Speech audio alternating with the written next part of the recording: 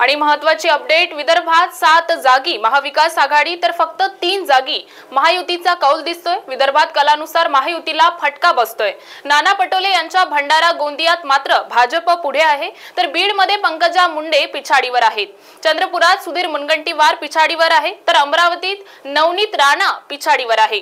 भिवंडीत महाविकास आघाडीचे बाळामामा म्हात्रे 1100 मतांनी आघाडीवर आहे, तर कल्याणमधून श्रीकांत शिंदे 14,000 मतांनी पुढे आहेत। सांगलीत अपक्ष विशाल पाटील 24,000 पुढे आहे, तर मावळमध्ये महायुतीचे श्रीरंग बारणे 8,000 मतांनी पुढे आहे। यूपीत इंडिया आणि एनडीएची जोरदार रस्सीखेच स्पर्धा पाहायला मिळत आहे। पंतप्रधान नरेंद्र मोदी वाराणसीतून 16,000 मतांनी आघाडीवर आहे।